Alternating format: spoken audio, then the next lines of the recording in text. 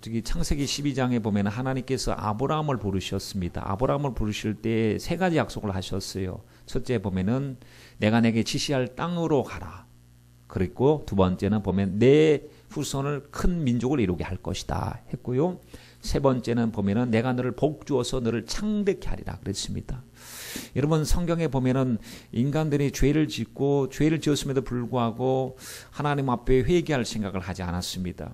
그런데 이제 진실된 예배자 아벨과 같은 예배자 셋의 후손들이 예배자로 이제 등장을 하지만 나중에 보면 오히려 세상 사람들이 더 득세를 해가지고 자꾸 세상의 악한 문화를 가지고 하나님 도전하게 됩니다.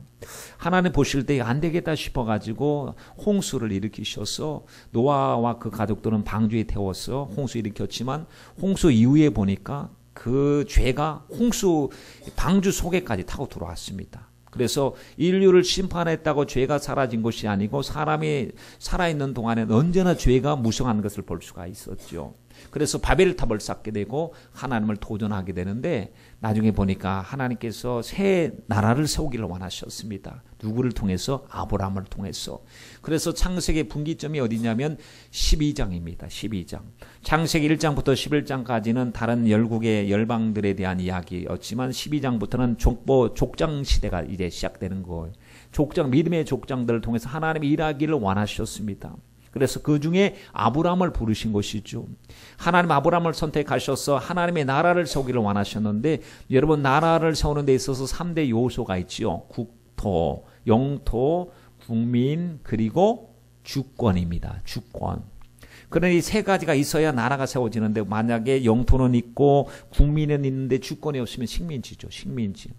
주권이 있어야 되는데 근데 하나님께서 아브라함에 가셔서 내가 그것을 해주겠다는 거예요 지금. 그래서 내가 너를 복주고 너를 창대케 할 것이고 우리 아브라함을 움직이는 주권자는 하나님이십니다. 그래서 말씀으로 그를 인도하신 거예요. 갈대아 우르에서 우상만 섬기고 하나님을 몰랐던 그에게 하나님이 말씀하셨을 때 말씀을 듣는 순간에 그 말씀으로 움직이지 않습니까? 보십시오. 갈대아 우르에서 그가 75년을 살았습니다. 거기서 잔뼈가 굵었고 거기서 친구들이 있고 익숙한 토전이 있고 버릴 수 없는 것들이 너무 많아요. 근데 하나님께서 찾아오셔서 너는 여기를 떠나라는 거예요. 신앙생활은 떠남으로부터 출발하는 것이니까 익숙한 것으로부터 떠나라. 하나님께서 말씀하셨는 그 말씀이 정말 받아들이기 어려운 말씀이었어요. 그러나 하나님의 주권이 딱 세워지는 순간에 갈 바를 알지 못하고 부르심을 받았을 때 어디로 가야 될지 몰라요. 그러나 지시할 땅인데 보여주고 출발하는 것이 아니고 하나님께서 갈 바를 알지 못하고 출발했다고 그랬습니다. 그러니 여러분 모험이죠. 하나님의 말씀에 순종하는 것은 우리가 계산 다 하고 보고 가서 우리가 확인하고 가서 움직이는 것이 아니고 말씀을 믿고 따라가는 것입니다. 여러분 우리들도 우리 속에 하나님의 나라가 세워진 줄 믿습니다. 왜냐하면 주님께서 회개하라 천국이 가까워왔다 말씀하시고 하나님의 나라는 여기 있다 저기 있다 할 것이 아니고 내 마음속에서부터 이루어졌다고 했습니다. 하나님의 나라가 이루어졌다는 것은 하나님이 내 마음속에 계셔서 나를 통치하고 계시다라는 사실을 말하고 있는 것이죠. 하나님이 말씀하십니다. 그래서 우리는 말씀을 듣는 겁니다. 이 시간 예배를 통해서 우리가 하나님의 음성을 들어야 되는데 주님은 지금 또 끊임없이 우리에게 말씀하시는데 우리가 놓쳐버린 말씀들이 꽤나 될 것입니다. 그러므로 여러분 말씀 듣는 시간마다 주님께서 나에게 무슨 말씀을 하시는지 귀담아서 우리가 놓치지 말고 옥도의 마음밭이 되어서 잘 들어야 될 줄 믿습니다. 그래서 먼저는 주권이 세워지는 거예요. 그래서 아브라함은 움직이기 시작합니다. 여러분 불완전했습니다. 완전하진 않았습니다. 그러나 말씀에 따라서 움직이기 시작했다는데 소망이 있었습니다. 그리고 나서 주님께서 말씀하시 이 땅은 아니다. 이 땅이 아니라 내가 내게 지시할 땅으로 가라 하면서 주님께서 땅으로 인도하시는데 갈대아 우르에서 중간에 경유 지점을 하란에 경유하게 되죠. 하란까지 그 거리가 상당한 거리입니다. 한 1500km 정도 됩니다. 거기서 그러니까 여러분 여기서부터 부산까지가 얼마나 됩니까? 1500 그것도 자동차도 아니고 교통수단도 발달되지 않았고 길을 또 거칠고 위험한 길을 1500으로 갔다가 거기서 다시 하란에서 다시 가나안 땅으로 가려니 보통 한 3000km 정도나 될 것 같은 그러한 긴 여정이었습니다.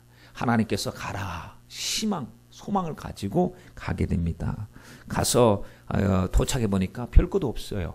왜냐하면은 그 땅이나 그 땅이나 갈대아 우르 땅이나 가나안 땅이나 오히려 갈대아 우르에서 내가 살기 더 좋았던 땅인데 주님께서 왜 이곳으로 인도해 주셨는지 정확하게 몰랐어요. 만나 가서 보니까 이제 위기가 옵니다. 흉년이 왔죠. 기근이 왔습니다. 그래서 야 이거 살아야 되겠다 싶어서 살기 위해서 애굽으로 내려갔습니다. 거기서 보면 믿음의 불완전함을 볼 수 있죠. 하나님이 거기에 가라고 하셨으면 흉년을 만나도 그 땅을 떠나지 않고 하나님 앞에 기도하면서 하나님의 지시한 땅에 왔는데 흉년을 맞이했습니다. 흉년을 맞이해도 모든 것을 다스리시는 주님, 저희가 약속의 땅에서 벗어나지 않고 늘 약속의 땅 가운데 있겠습니다 해야 되는데 흉년을 만났다고 너무 쉽게 살기 위해서 애굽으로 내려갔습니다. 여러분 애굽으로 내려가면 애굽의 문화가 있고 애굽의 사상이 있지요. 애굽의 우상들이 있지요. 여러분 내려갈 때는 쉽습니다. 그런데 올라오기가 어렵습니다. 우리가 세상에 빠지기는 쉽습니다. 그러나 믿음을 회복하기는 어렵습니다. 우리가 룻기에서 말씀해 보니까 엘리멜렉 가족들이 모압 땅으로 내려갔다가 올라올 때는 다 잃어버리고 올라오는 모습을 볼 수가 있거든요. 근데 우리는 내려가면 안 되고 올라와야 될 사람들인데 상황이 어렵다고 말씀에서 벗어나지 마시고 항상 여러분 우리는 타협하기를 참 좋아하는 사람들입니다. 하나님 잠깐만요.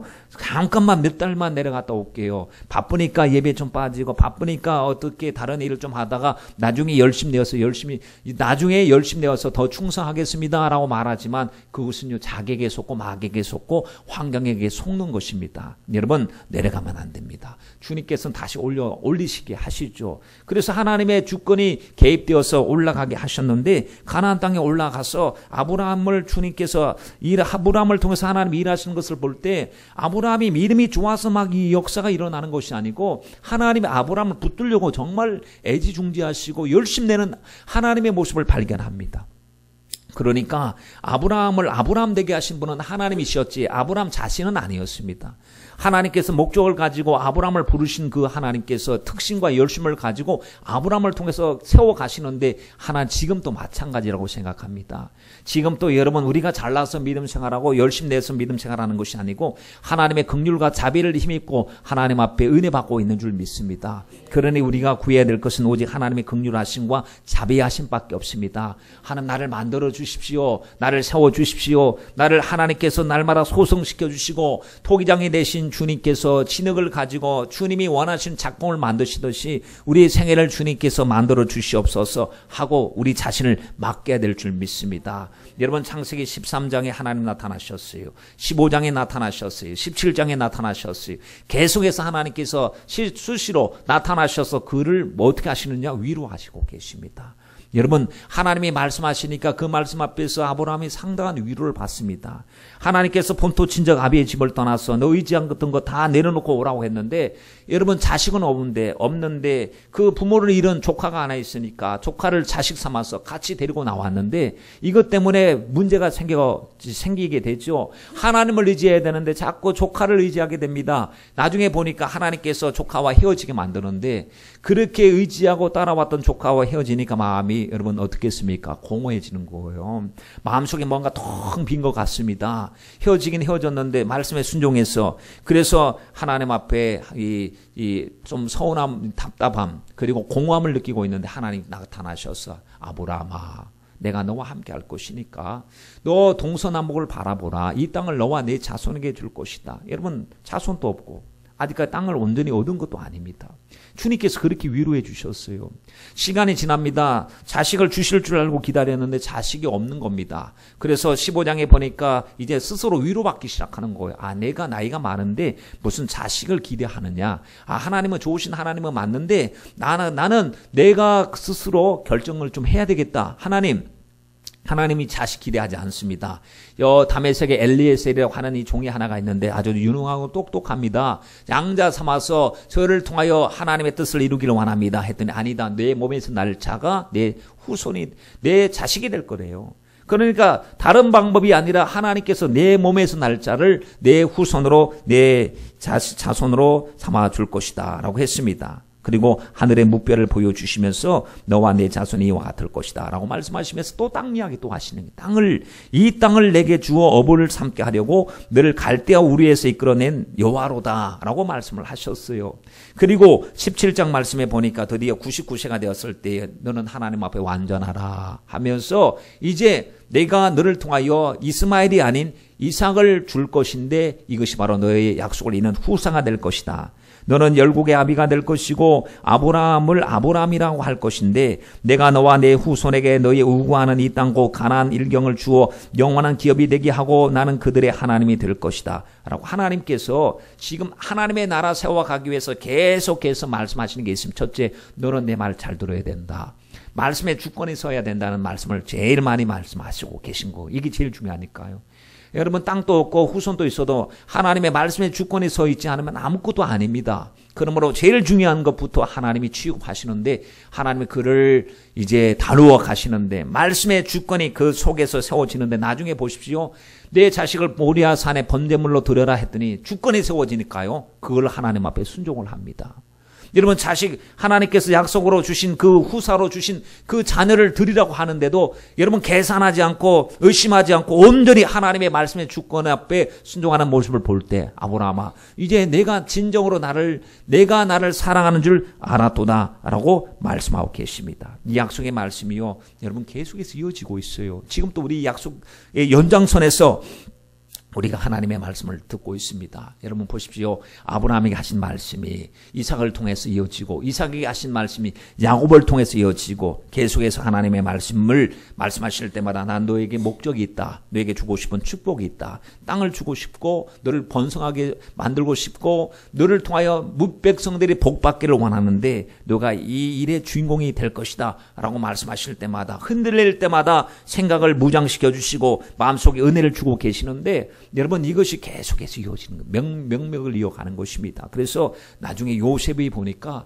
요셉이 총리로서 애굽의 특별 공신으로서 살다가 죽게 되는데 그때 죽으면서 유언을 하는 말씀이 여러분 창세기 50장 24절에 나와요. 나는 죽으나 하나님이 너희를 권고하시고 너희를 이 땅에서 인도하여 내서 아브라함과 이삭과 야곱에게 맹세하신 땅에 이르게 하시리라. 그때 너희는 여기서 내 해골을 메고 나가라 했습니다. 그러니까 애굽의 땅의 소망이 아니고 약속하신 그 땅, 여러분 우리 하나님께서도 우리에게 약속하신 그 땅에서 복 주기를 간절히 원하고 계시는 것입니다. 그래서 오랜 세월이 지났죠. 430년이 지났습니다. 그리고 나서 모세가 등장을 합니다. 모세를 통해서 하나님께서 이스라엘 백성들이 끌어내실 때 어디로 가자고? 땅으로 가재요. 여기는 안 돼요. 여기 민족은 맞아요. 하나님의 다스림도 맞습니다. 그러나 땅은 이 땅은 아니래요. 약속의 땅에 가야 약속을 받을 수 있으니 약속으로 땅으로 가자라고 하는데 40년 동안 방황하다가 그 땅 앞에 딱 서서 땅으로 들어가려고 보니까 그 땅은 이미 남들이 다 점령하고 있었습니다.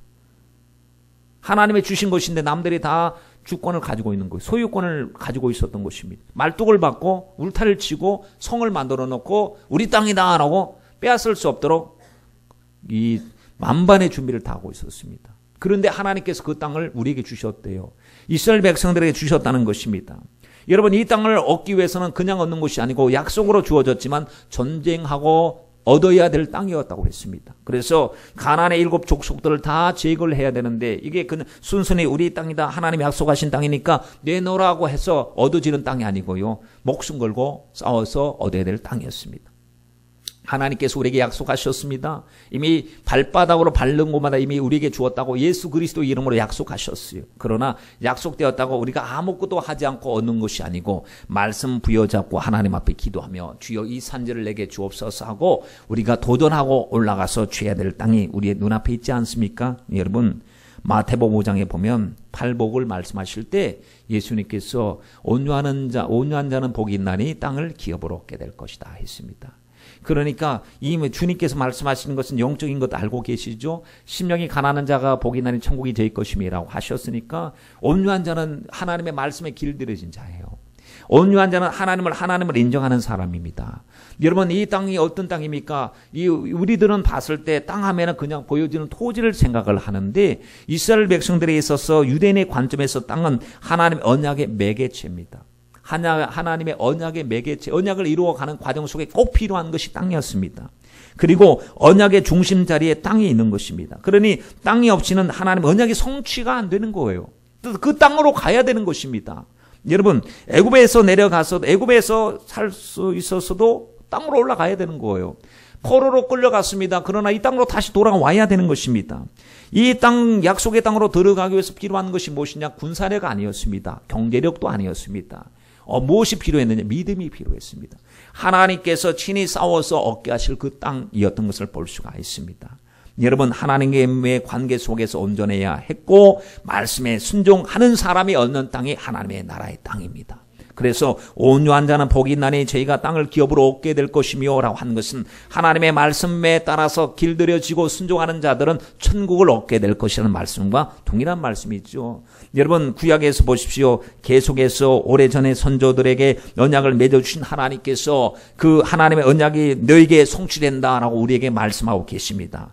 아브라함과 맺으신 하나님의 약속이 마치 이 이삭에게 성취된 것처럼, 야곱과 요셉에게서 그 언약이 성취된 것처럼, 모세에게 성취되고 여호수아에게 성취되고 또 수많은 사람들에 의해서 성취된 것처럼 그 이어지는 하나님의 말씀이 우리 때에 우리에게로부터 시작해서 우리의 당대에 하나님의 말씀이 이루어지게 될 줄 믿습니다. 그러려면 우리도 온유한 자가 돼야 돼요. 하나님의 말씀을 말씀 그대로 받아들이고 하나님의 말씀에 주권이 서 있는 저와 여러분이 되어야 될 줄 믿습니다. 여러분, 갈렙을 아시죠? 갈렙이 뭐라고 그랬습니까? 이 산지 우리에게 주세요. 왜냐? 그날에 우리에게 말씀하신 것 아닙니까? 약속된 것입니다. 이제 세월은 지났습니다. 45년이라는 세월이 지났지만 하나님의 약속을 나는 믿습니다. 올라가서 취할 것입니다. 라고 말씀을 얼마나 소중하게 여겼습니까? 하나님의 말씀을 따라서 가나안 땅에 들어가는데 여러분, 얼마나 거기 살고 있던 왕족들, 부족들이 긴장하고 공동체 연합군을 형성해서 도전했는지 아십니까? 여러분 보십시오. 33명의 왕들과 싸워야 했어요. 이들은 이스라엘 백성들이 무슨 신식 무기를 가지고 있는 것도 아니고 뭐 특공대들로 구성되어 있는 특수부대원들도 아닙니다. 이 사람들은 그냥 보통 사람들입니다. 그런데 하나님께서 앞장서 주셔서 이기게 하신 싸움을 가나안 땅에서 보니까 하나님이 이기게 하시더라고요. 그들이 아무리 인해 전술로 공격하고 수단과 방법을 가리지 않고 공격해도 하나님이 그들을 손에 붙이기만 하면 그들이 분명히 이길 만한 자원과 능력과 그 모든 군사력을 다 가지고 있어요. 그런데 하나님이 하시니까 여리고성도 무너지고 하나님이 함께 하시니까 연합군들도 무너지는 것을 볼 수가 있습니다. 여러분, 우리들도 마찬가지입니다. 우리 앞에 아직까지 싸워야 될 적들도 많고요. 문제도 많고 점령해야 될 정복지도 있습니다. 그런데 우리가 어떻게 해야 될 것이냐? 하나님 앞세우고 우리가 새해의 믿음으로 나가는 것입니다. 하나님, 갈렙이 고백했던 것처럼 이 산지를 내게 주소서 하고 우리들도 믿음으로 도전하고 올라가는 것이죠. 여러분, 그래서 여호수아서 11장 23절 말씀에 보니까 이와 같이 여호수아가 여호와께서 모세에게 이르신 말씀대로 그 온 땅을 취하여 이스라엘 지파의 구별을 따라 기업으로 주었더라. 그 땅의 전쟁이 그쳤더라. 이런 말씀이 있었어요. 그런데 여기서 전쟁이 땅에 그쳤더라, 구별대로 기업을 주었더라 라고 했는데 실제 전쟁은 끝나지 않았습니다. 겉으로 큰 핵심 요지는 정복했지만 정말 중요한 전쟁은 계속되고 있다는 사실을 우리가 보게 돼요. 사사기의 말씀에 봐도요, 전쟁은 계속됩니다. 누가 올라갑니까? 유다 지파가 올라갈지어다. 주님이 말씀하셨어요. 그런데 문제는요, 계속 이 전쟁을 보면서 신앙생활 자체가 전쟁이구나. 믿음 생활 자체가 정말 전쟁인데, 여러분, 가나안 땅에 들어갈 때도 전쟁이고 가나안 땅을 정복하지 못한 아직 미정복지가 있는데 그것도 주님께서 계속해서 올라가서 취해라. 그리고 하나도 남겨놓지 마라. 불쌍하거나 아니면 필요해서 남겨놓으면 그들이 너의 옆구리에 가시가 될 것이고 나중에 올무가 될 것이고 그들의 문화 때문에 우상 숭배하게 될 것이고 하나님을 떠나게 될 것이다 라고 계속해서 경고했는데 이들이요, 처음에는 힘이 없어서 다 못 쫓아냈어요. 그들이 철병거를 가지고 있고 강력하게 저항하기 때문에 못 쫓아냈어요. 그러다가 나중에는 쫓아낼 힘이 있었어요. 그런데 쫓아낼 마음은 없는 거. 왜냐하면 해보니까 안 쫓아내는 것이 생활에 도움이 되거든요. 당장 하나님 말씀대로 사는 것보다도 내가 내 생각대로 좀 가미해서 말씀에도 일부분 순종하고 예배도 드리지만 내 스타일로 사는 것이 생활에 도움이 되는 거예요. 돈 버는데도 도움이 되고 사회생활에도 도움이 되고 인간관계에서도 도움이 되는 거예요. 그래서 주님께서는 다 아깝게 여기지 말고 그것은 영적인 전쟁이다, 헤렘 전쟁, 영적인 전쟁이다 하면서 다 쫓아내기를 원하시는데 자기들에게는 안 쫓아내는 거예요. 그래서 사사기 말씀에 보면요, 안 쫓아내고 덜 쫓아내고 뭐 쫓아내지 못하였고 종으로 부렸고 막 이렇게 타협 속에 들어가는 것을 볼 수가 있습니다. 여러분, 결국에 그들이 발목을 잡고 우상 숭배하고 하나님 앞에 나가지 못하게 하는 것을 방해하는 것을 보게 됩니다. 여러분, 성경에 보니까요, 말씀을 들을 때마다 부흥이 일어났어요.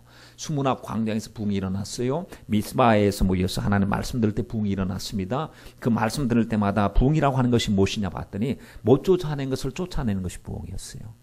내 속에 가증한 것이 있는데 그 가증한 것 채로 살고 있는 내 실상을 보여주게 하시고 말씀 앞에 다 결단 내리는 것이 부흥이었어요. 그래서 보면 이방 여자들과 혼인해갖고 그거 쫓아내지 못했을 때 말씀 듣고 나니까 정말 잘라내는 거예요. 부인을 쫓아내는 거예요. 그 얼마나 아프겠습니까? 여러분, 하나님의 말씀대로 살지 못한 것을 발견하고 나서 하나님의 뜻대로 살기 위해서 막 아픈 생사를 도려내듯이 말씀에 순종하려고 그 느헤미야서에 보니까 이방 여인들과 결혼하고 나서 그 자식을 얻은 것까지 다 구별해서 쫓아내고 하나님의 말씀대로 살려고 할 때 여러분, 이거 얼마나 가슴 아픈 일이겠습니까? 그런데 말씀을 듣고 나니까 진짜를 발견하고 하나님의 말씀 앞에 서야 되겠다 하는 소망이 생기기 시작했습니다. 여러분, 오늘 말씀에 보니까요, 이스라엘 백성들이 점령을 하고 나서 5지파는 땅을 차지했대요. 5지파는. 왜 5지파냐? 요단 동편에 보니까 2지파 반이 있습니다. 갓지파, 루벤지파, 므낫세 반지파가 요단 동편에 모세에게 요구해서 얻은 지파가 있고, 또 땅을 건너서 전쟁하고 나서 유다 지파하고 요셉 지파가 요구했어요. 그래서 그 땅을 얻게 되었어요. 요셉 지파 하면은 2지파니까 한 지파, 반 지파가 있으니까 한 지파 반. 그리고 유다 지파 하니까 2지파 반이죠. 합치면 2지파 반, 2지파 반, 5지파. 그러면 나머지 7지파가 있는데 레위 지파를 빼고 그들은 구경만 하고 있는 거예요, 지금.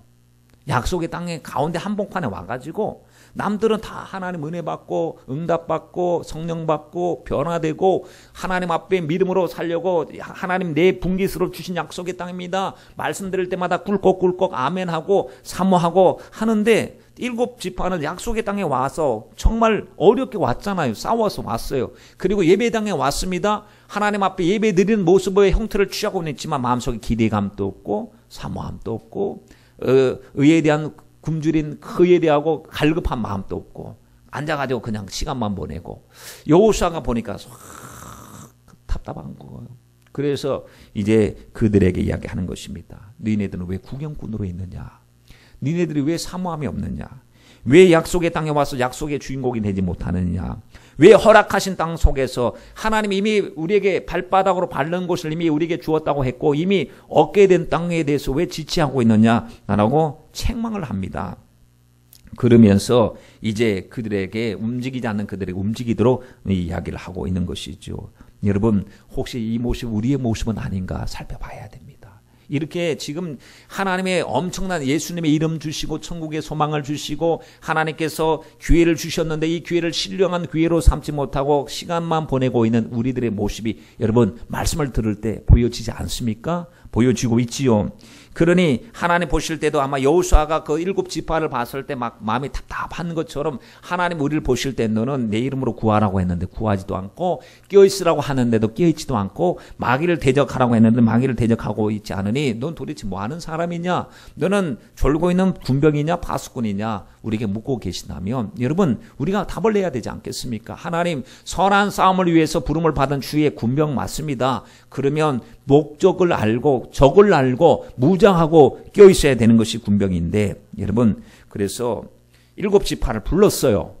그리고 나서 3명씩 뽑아오라고 그랬습니다. 똑똑한 사람, 날렵한 사람, 민첩한 사람 3명씩 뽑아오래요. 그러면 몇 명이죠? 3, 7, 21, 21명이죠. 그 21명에게 임무를 줍니다. 뭐냐면 이 땅에 아직 정복하지 못한 다른 사람들이 분배한 건 놔두고 큰 땅이 있는데 그 분배받지 못한 땅을 7부분으로 나눠라. 7부분, 뭐 강으로 나누든지 산맥으로 나누든지 7부분으로 나눠라. 그리고 3사람씩 가서 상세하게 그려가지고 오라는 거. 그림을 그리되 지도를 그려오라는 거예요.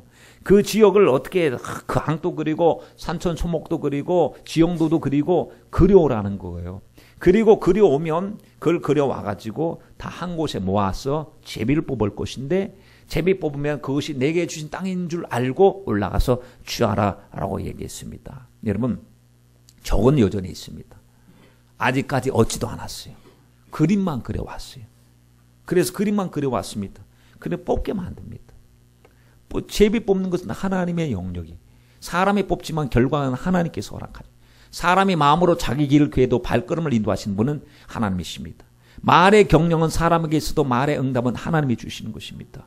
그러니 여러분, 주님께서 뽑게 하시는데, 그러니까 우리는 믿음의 사람은 무엇이냐면 아직까지 안 됐어요. 아직까지는 그림만 그렸어요. 설계도만 했어요. 말씀의 설계도. 그런데 전부 가진 것처럼 김치국을 마시는 겁니다. 하나님, 오늘 말씀을 들을 때 레마의 음성을 들었습니다. 하나님, 그림이 그려집니다. 주님 감사합니다. 이 그림이 더욱더 상세화되게 하시고 기도로 구체화되게 하시고 그 뜻이 이루어지게 하옵소서 하고, 하나님 오늘 나에게 응답해 주셨다. 앞으로 우리 가정엔 좋은 일이 일어날 것이고 가족들의 심령의 변화가 일어나게 될 것이고 어둠의 세력은 떠나가게 될 것이고 하나님 은사와 은혜를 더하여 주실 것이다 하고 이미 내 것으로 받아들이는 것. 제비를 뽑을 때, 제비 뽑는다는 이게 뭐냐, 말씀으로 내 마음속에 쑥 들어오는 것. 들어왔을 때 하나님 믿어지고 하나님 앞에 기도하고 하나님 이미 주셨구나. 하나님, 내가 내 이름으로 구하라 말씀하셨으니 여러분, 예수님의 이름으로 이미 허락하신 것을 구하시길 바랍니다. 여러분, 성경 말씀에 잠언서 29장 18절 말씀에 꿈이 없는 백성은 망한다라고 말씀을 했습니다. 여러분, 하나님의 약속을 내 비전으로 받아들이세요. 약속의 말씀은 현실입니다. 아직 안 이루어졌죠? 그러나 진짜 현실이에요. 비전은 미래의 현실이에요. 지금 당장 있지는 않지만 소망의 망원경으로 비전을 보낼 때 멀리 있어요. 그러나 곧 이루어질 하나님의 말씀인 줄 믿습니다. 민수기 13장 14장 말씀에 보면 어떤 내용이 나오죠? 12명이 정탐하러 갔습니다. 그리고 와서 돌아와서 보호할 때 보니까 두 사람은 막 비전을 미래의 현실처럼 봤어요. 하나님의 말씀을 믿었습니다. 그리고 그 말씀을 쫓아서 행했어요. 그런데 10사람은 그냥 자기 생각으로 보고 와서 자기 내 말만 합니다. 하나님을 전혀 의식하지 않았습니다.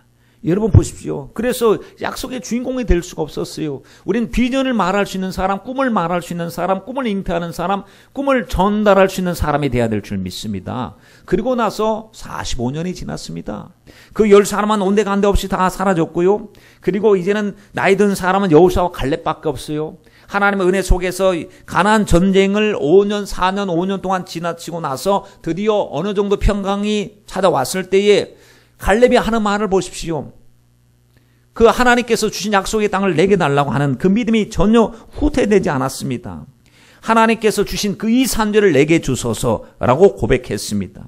여호수아서 14장 12절 말씀에 그날에 여호와께서 말씀하신 이 산지를 내게 주소서. 당신도 그날에 들으셨거니와 그곳에는 아낙 사람이 있고 그 성읍들은 크고 견고할지라도 여호와께서 혹시 나와 함께 하시면 내가 필경 여호와의 말씀하신 대로 그들을 쫓아내리다 라고 이야기했습니다. 여러분 보세요. 지금 아까 얻지 못한 지파가 7지파라고 그랬습니다. 여기는 동편에는 빼놓고 요단 서편으로 와서 2지파 반을 얻었는데 2지파 반이 첫째 유다 지파입니다. 첫째 유다 지파, 두 번째는 요셉 지파인데 요셉 지파가 한 지파 반. 여기 반 지파는 이쪽이 동편에 있으니까 에브라임 지파하고 므낫세 반 지파가 먼저 얻었어요. 뭐가 차이가 있는지 아십니까? 여러분, 그들을 분류를 붙이고 영적으로 도전을 주고 비전을 선포했던 사람들이 그 지파에 있었어요. 누구냐 하면은 갈렙이 유다 지파 사람이고요. 에브라임 지파 사람이 여호수아예요. 그러니까 그들이 민족의 공동 지도자이지만 각 지파들에게 그 정신, 그 영적인 생각이 끊임없이 이어지는 것을 보게 됩니다. 하나님, 영적인 사람이 함께하면 같이 있는 사람들도 영적인 영향력을 받게 된다는 사실입니다. 여러분, 그래서 우리가 올라가서 취할 수 있습니다. 비전을 말하는 사람과 붙어 있으면요, 그 공동체가 같이 비전을 공유할 수가 있게 되는 거예요. 그런데 아셀 지파나 스불론 지파나 납달리 지파, 뭐 그런 지파들은 그런 사람이 없어요. 그러니 그들은 그들 꿈을 같이 이야기해줄 수 있는 사람이 없는데, 이쪽 지파에는 어른이, 갈렙이 유다 지파의 어른이었고 에브라임 지파의 여호수아가 어른이었는데, 그렇다고 해서 뭐 특혜를 받거나 아니면 나이가 많기 때문에 먼저 우리가 선점하는 것은 아니었습니다. 하나님이 주신 소망을 따라서 이 땅을 얻게 되는데, 보면은 불 붙이는 사람이 있었어요. 불 붙이는 사람. 여러분, 어저께 의정부의 아파트에 불이 붙어가지고 아이고 참 큰일 났었죠. 정말 그 모습을 보았을 때 우리가 만약에 그 아파트에 있었으면 어떻게 했을까? 살기 위해서요, 막 이 가스관을 타고 8층에서 막 내려왔다고 하고, 어떤 사람은 뛰어내리고, 어떤 사람은 정말 수많은 사람들이 이 보험자를 잃어버리고 하는 모습을 보면서 느낀 게 뭐냐면, 하나님 감사합니다, 이것밖에 고백이 없었어요. 왜냐하면 살아도 산 것이 아니고 안전지대도 없고 집안에서 휴일을 맞이해서 가족들이 평안하게 쉴 수 있는 그곳에 불이 붙었어요. 근데 그 불이 작은 불로부터 출발했다는 겁니다. 무슨 오토바이에서부터 불이 붙어가지고 전체 불이 붙었는데, 저는 교회에서 집에 가면서 그런 생각을 했습니다.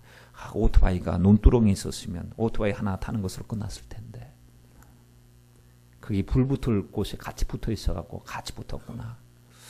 좋은 불이 붙었으면 훨씬 좋을 텐데 사람 죽이는 불이 붙었으니 모든 것을 다 폐허로 만들어 버렸구나. 여러분, 그리고 찬양이 생각이 나더라고요. 작은 불꽃 하나가 큰 불을 일으키요. 여러분, 이거는 작은 불이 하나가, 불씨가 살아있으면요, 붙어있으면 큰 불이 나는 거. 그러니까 부정적인 불에 작은 불이 붙으면요, 그 사람하고 붙어있으면 불신앙의 불, 부정적인 불이 붙어갖고 나중에 보면 이스라엘 백성들이, 그 모든 사람들이 약속의 땅에 못 들어가지 않습니까? 그런데 영적인 사람들이 소수라 할지라도 그 공동체에서 붙어서 영적으로 자꾸 말씀을 가지고 각인시키고 세뇌화시키고 말씀을 이야기합니다. 여러분, 하나님 우리와 함께 하십니다. 하나님 우리에게 목자 되십니다. 여러분, 우리가 계산적으로 살지 말고 믿음으로 삽시다. 우리가 지금까지 지내온 것 하나님 은혜 아닙니까? 하고 믿음으로 이야기하니까 그 말씀을 듣는 사람의 가슴속에 같이 불신앙은 소멸되기 시작하고 믿음이 회복되기 시작했다는 사실입니다. 여러분, 요즘에 보십시오. 어떤 가장이 자기가 보니까 너무 좌절과 절망이 오니까 우리 같이 죽어버리자 하고 이 자식들 죽이고 아내를 죽였는데 정작 자기는 안 죽었어요. 그걸 보면서 만약에 그 가장이 비전을 제시할 수 있는 사람이고 기도하는 사람이고 믿음의 사람이었다고 한다면 그 가정은 달라졌을 텐데, 가족들에게 우리 지금 잠깐 어려움이 왔다. 그러나 우리 하나님이 계신다. 하나님이 우리 목자가 되셔서 인도하실 것이다. 우리가 해야 될 일이 무엇이냐? 하나님께 먼저 우리 자신을 바로 세우는 것이고 하나님께 기도하자. 우리가 미래를 위해서 우리 자녀들 이제 꿈나무들이다. 우리가 할 수 있다. 하나님은 지금까지 함께 하셨으니까 하자 하고 기도했다면 그 가족은 제2의 전성기를 맞이할 수 있는 축복의 기회가 될 겁니다. 그런데 여러분 보십시오. 저 가장이 절망해버리니까 전부 다 무너지고 말았던 것을 볼 수 있습니다. 여러분, 우리 가정에 비전을 제시하는 사람이 있습니까? 우리 가정에서 정말 영적인 사람이 누굽니까? 여러분, 누가 영적인 사람이 되는 것이 가장 바람직하겠습니까? 물론 모두 다죠. 그러나 하나님 가장들이 영적인 사람이 되게 해주세요. 하나님이 세워주신 지도자, 가장들. 하나님, 여러분 우리 가장들 위해서 기도하십시다. 하나님 앞에 하나님 저들이 말씀으로 세워지게 하시고 저들이 오직 성령의 사람이 되게 하시고 하나님 가정의 여러 가지 의식주만 책임지는 사람들이 아니라 영적인 것을 책임져 줄 수 있는 믿음의 사람들이 될 수 있도록 주님 도와주시옵소서. 여러분, 정말 우리가 힘들 때 기대해야 될 지주, 기둥 같은 사람들, 정신적인 지주, 영적인 지주가 가정에 한 사람씩 있어야 되지 않겠습니까? 그 사람들 힘들고 어려울 때마다 걱정 말라고 말씀으로 붙잡아 줘야 될 사람들이 있어야 되지 않겠습니까? 여러분이 바로 영적인 일꾼들이 되시길 바랍니다. 환경이 평안할 때보다 어려운 상황을 앞에 두고 영적인 사람의 역할이 훨씬 더 중요합니다. 남들이 못한다 할 때 아니다, 하나님의 우리와 함께 하시니 할 수 있다고 이야기할 수 있는 사람이 있어야 합니다. 여러분, 성경에 보니까요, 바울이 유라굴로 광포를 만났잖아요.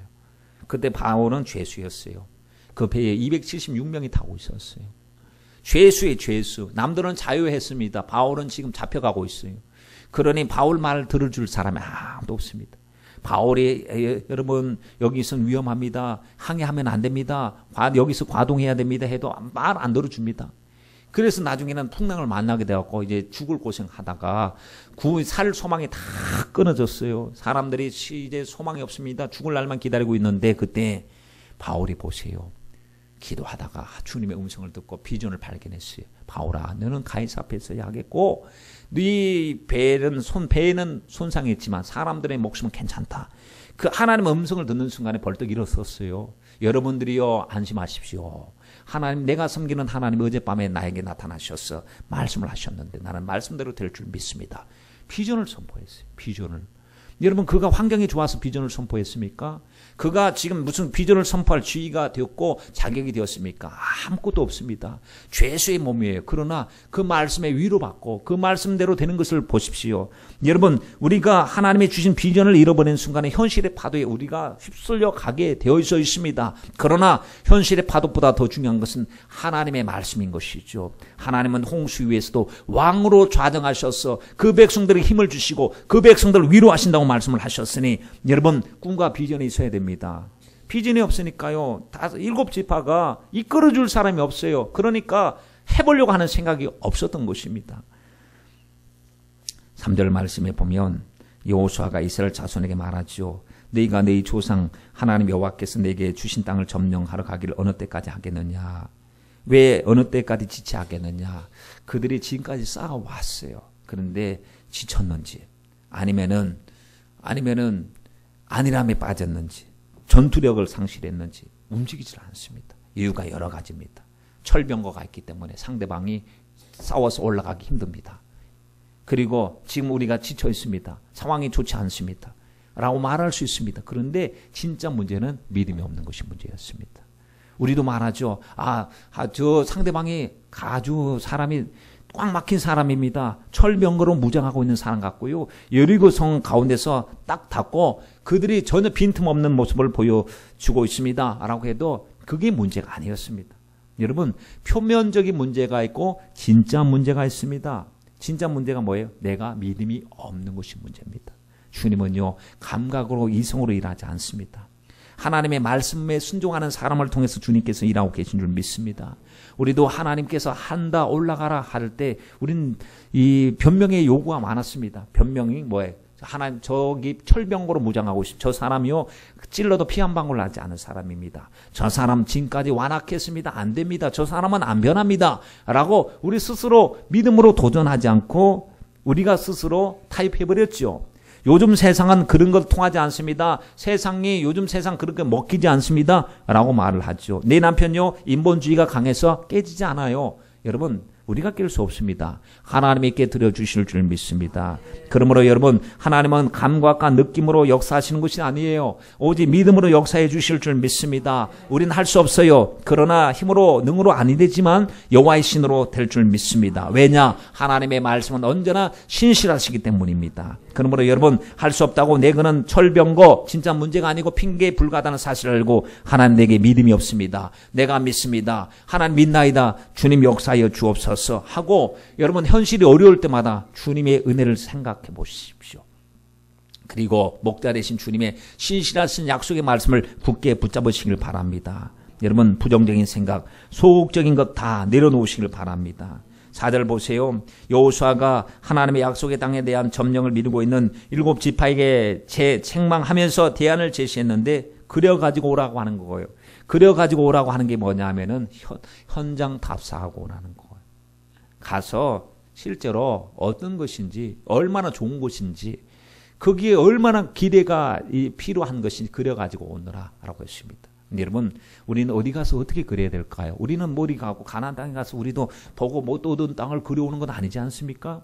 우리도 아직까지 지체하고 있는 우리들에게 머뭇거리고 있는 우리들에게 주님께서 주시는 말씀인데 우리는 어떻게 그릴까요? 말씀 들을 때마다 그려야 됩니다. 말씀 들을 때마다 주님께서 하나님 나에게 주신 말씀이다 하고 병든 자는 하나님께서 치료하는 여호와 라파의 하나님이시다. 주님의 말씀을 생각하면서 주여 건강한 모습을 그립니다.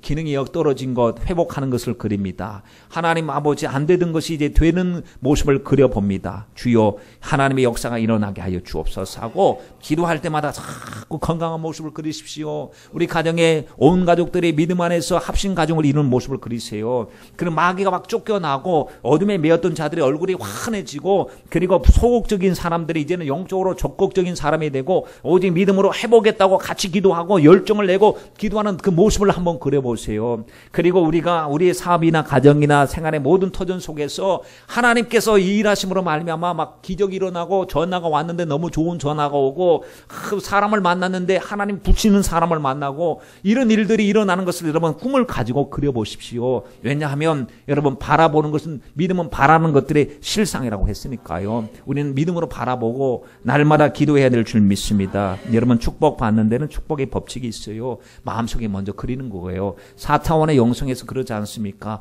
바라보라, 바라봄의 법칙. 날마다 바라보는 거예요. 동서남북을 바라보라. 바라보고 하나님이 이미 주셨구나 하고 바라보는 것입니다. 그리고 뭐 야곱이 그 물가에다가 이제 뭐 신풍나무 깎아놓고 해갖고 자꾸 바라보게 해가지고 나중에는 얼룩무늬가 나왔다고 뭐 이런 얘기 하지 않습니까? 이런 얘기 하는 것처럼 자꾸 하나님이 하실 것을 믿음으로 바라보고 하나님 앞에 나가면 여러분 우리가 바라볼 것은 말씀 성취고 말씀의 약속을 바라보는 것입니다. 그래서 여호수아의 명령대로 7지파는 순종하고 다 그려왔어요. 그리고는 제비를 뽑았어요. 난 너무 좋은 걸 그려왔거든요. 그런데 제비 뽑는 것은 좀 덜한 걸 뽑았어요. 속상합니까? 아니에요. 하나님이 내 몫을 주신 것을 생각해야 됩니다. 왜냐하면 하나님 나는 이렇게 수고했는데 왜 이것밖에 안 줍니까? 잘 아시는 주님께서 잘 알고 주셨다고 생각합니다. 그러니 여러분 모든 결과를 주님께 맡기고 우리가 감사해야 될 줄 믿습니다. 2015년도 말씀을 들으면서요. 말씀 들을 때마다 여러분 마음속에 꿈이 각인되길 바랍니다. 신비 속에 하나님의 말씀이 심겨지길 바랍니다. 그리고 기도로 꿈을 현실화하시길 바랍니다. 하나님 말씀 이루어가는데 내 생각 내려놔야 됩니다. 그리고 하나님 말씀 붙잡아야 될 줄 믿습니다. 그리고 내 안에 자리 잡고 있는 실패의 두려움도 내어 쫓아버리고 부정적인 생각도 다 내어 쫓아버려야 될 줄 믿습니다. 옛날엔 안 됐어요. 그러나 이제는 될 것입니다. 여러분 영적으로 좀 속도 좀 상해봐야 됩니다.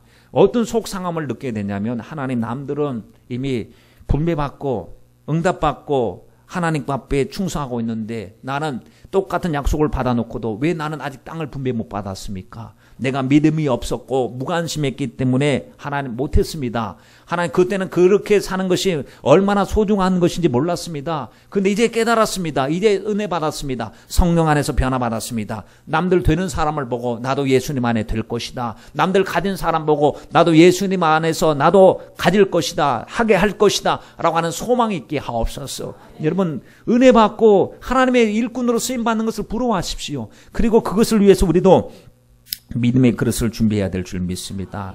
여러분 속상할 때 있지 않습니까? 우리가 어디 가서 내 자식 모이고 남의 사람들도 다 모여갖고 무슨 발표한다고 하는데 다른 아이들은 다 열심히 당당하게 발표하고 막 하는데 앉아가지고 발표하라고 그러니까 막 울고 막 자신 없게 막 하고 있는 그 유치원의 그 발표회 같은데 보면은 부모님이 어때요? 남의 자식은 보면은 막 또릿또릿하고 똘망똘망하게 말도 잘하는데 내 자식 시키니까 가끔 찔찔 짜고 울고 가고 나오지도 않고 막 그러고 가 있으면은 부모님이요 속이 엄청 상하잖아요. 예? 하나님께서 우리에게 주신 은혜가 그렇게 풍성한데 아니 나만 못하고 나만 맨날 꼬꾸라지고 실패하고 마귀에게 넘어가고 그러면 주님께서 십자가를 통해서 이미 다 모든 것을 허락하신 주님께서 보실 때 얼마나 심령이 우리 하나님의 속이 상하시겠습니까? 여러분 우리 구경꾼으로 살지 말고 이제 주인공으로 사는 한 해가 되시길 주님의 이름으로 축원드립니다. 신일덕 장로님이라고 계신데 이분이 항공선교사님이십니다. 항공선교사. 옛날에 보면은 제천에서 태어나셔가지고 아버님이 그 철도 공무원이었습니다. 이제 제천에 있는 농업고등학교를 진학을 하게 됐어요. 고등학교 2학년 때 물놀이 친구들하고 물놀이 하다 갑자기 소나기가 쏟아질 때 소나기 피하려고 피한 곳이 교회였어요. 교회 처마 속에 있어 있는데 찬송 소리가 들리는 거예요. 그래서 문 열고 빼꼼 열고 들어가 보니까 할머니들을 권사님들이겠죠. 또 아주머니 집사님들이 모여가고 예배를 드리고 있었어요. 근데 처음 예배당에 왔는데 마음이 포근하고 편안했대요. 예배가 끝나고 나서 거기 전도사님에게 이렇게 얘기했습니다. 전도사님, 저도 예수님 믿고 싶은데요. 얼마나 좋아하겠습니까, 전도사님이. 웬 굴러온 떡이냐. 하나님께서 오시게 인도하신 것이죠. 그래가지고 그러면서 또 하는 말이 있어요. 제가 해야 될 일은 없습니까? 아니, 고등학교 2학년생이 예수 믿겠다고 나오면서 자기가 해야 될 일이 없네요. 그때 전도사님이 시킨 것이 무엇이냐면요, 새벽에 종치는 것. 새벽에 종치는 것은요, 여러분, 새벽 기도 나오는 사람보다 제일 먼저 일어나야 됩니다. 1년을 종을 쳤어요. 1년을. 그랬더니 1년 후에 꿈속에서 하나님 나타나셨어요. 뭐라고 말씀하시냐. 흰 옷을 입고 예수님이 딱 나타나셔서 너는 왜 새벽마다 종치느냐라고 물으셨어요. 그랬더니 저 복 받고 싶어요. 저 복 받고 싶어서 열심히 충성하고 봉사하고 있습니다. 그래서 잘 보이려고 종치고 있습니다. 했습니다. 예수님 물으시면 너 앞으로 뭐가 되고 싶으냐 했더니 지금 농업고등학교에서 졸업해서 농사꾼이 되는 것이 그의 삶에 가야 될 요정이었어요. 그런데 갑자기 마음속에서 현실과는 전혀 맞지 않는 소리가 나왔어요. 하늘을 알고 싶어요. 하늘을 알고 싶어요. 하늘을 알고 싶은데 환경은 전혀 받쳐주지 못하는 환경입니다. 그래서 그렇게 하고 끝이 났습니다. 자기도 모르고 그렇게 말을 한 거예요. 고등학교 3학년이 되었을 때 자기 집에서 하숙하고 있던 철도청 직원이 서울 자기 집에 다녀오면서 원서를 하나 들고 왔어요. 원서, 대학교 원서. 그 원서가 뭐냐면은 농업대 원서가 아니라요, 국립항공학교 원서였어요. 지금 항공대학교. 국립항공학교의 원서, 그때 63년도 정도에 들고 와서, 근데 보니까 장학생이 아니면은 학비 조달이 안 됩니다. 그래서 하나님께 기도드렸습니다. 하나님, 국비 장학생이 되어야 무료로 다닐 수 있는데 우리 형편에는 제가 이거 조달할 수가 없습니다. 하나님, 종친 거 기억해 주세요. 종친 거. 하나님 앞에 충성한 거 기억해 주세요. 그리고 하나님께서 나에게 물으셨을 때 나도 모르게 하나님, 하늘을 알고 싶습니다 라고 했는데 그 속에서 마음의 소원이 입에 탁 튀어나왔는데 주님께서 어떻게 보니까 거기에 자기 집에 하숙하고 있는 그 철도 직원이 항공학교 원서를 들고 왔습니다. 야, 이 기도 응답이구나 하고 쓰고 나서 하나님께 기도하다 했는데 국비 장학생이 되었습니다.